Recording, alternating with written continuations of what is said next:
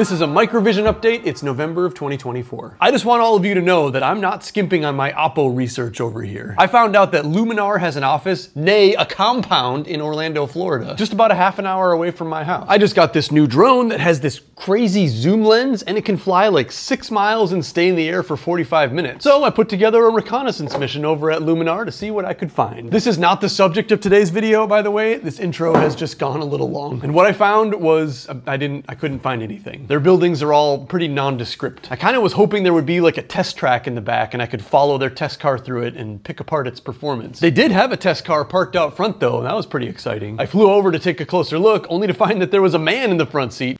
Both of us were pretty surprised by that, I think. Considering no one else was in the parking lot, I determined that they weren't going for a drive. I'm just gonna have to go back during working hours and follow that thing through the UCF campus. It's right next to a college. I'm sure they drive it through there. Anyway, I'm not here to talk about Luminar or the DJI Air 3S, what a marvel of technology. I'm here to talk about MVIS. Hello, my name is Nicholas Johnson, and I follow the progress, technologically and otherwise, of a company called Microvision. There was a sort of out-of-the-blue shareholder update conference the other day, after Microvision had announced a senior secured convertible note facility. Love cool, confusing names for money stuff. Allow me to dumb this down several orders of magnitude. An investment company has provided a private loan to Microvision so that they can have a better chance at winning the ongoing battle of attrition in the fight for automotive LiDAR supremacy. If I could say that all in one sentence, I would have. Instead, I had to cut around because I can't spit out these words. This loan is initially considered debt, as in it will have to be paid back. The issuer of this debt is a group called High Trail Capital. However, it's called a convertible note because after certain conditions are met, High Trail will have the option to convert this debt into equity of the company. Meaning, instead of paying back the loan will just become MVIS stock. High Trail has already given Microvision $45 million,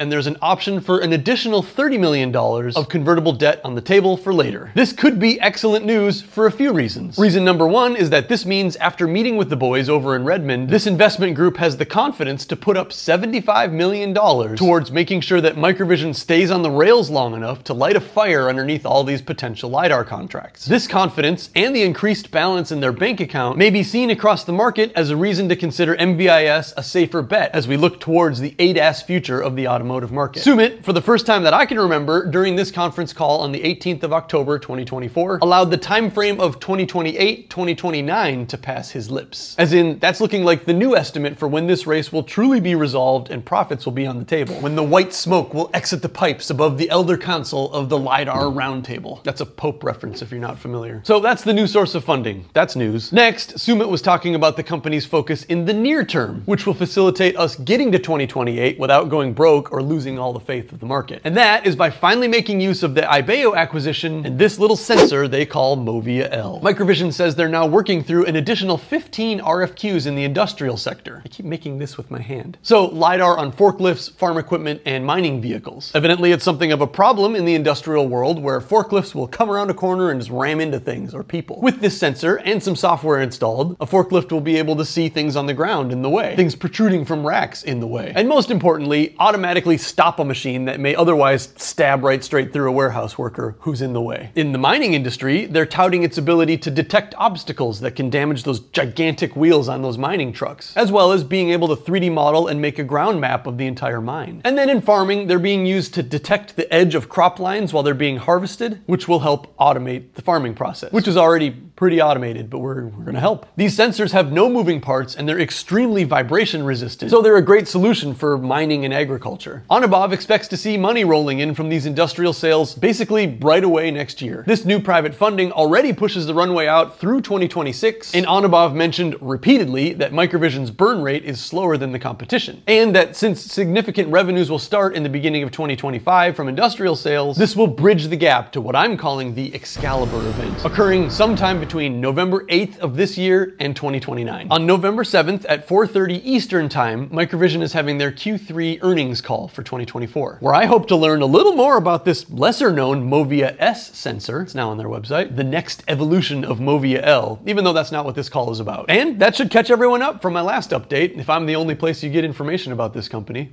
which would be pretty funny. It's not impossible. Does not none of you? It's been a very long hold so far, and I'm still confident about this whole thing. Even if I could have already retired my entire extended family if I had put that house money into NVIDIA all those years ago. I've got an email out to Jeff at Investor Relations to see if they'll let me come out to the factory and watch some of these industrial sensors come off the line. We'll see if he even responds, but I'm hopeful I get to keep doing my due diligence of this company as deeply as possible. Goodbye.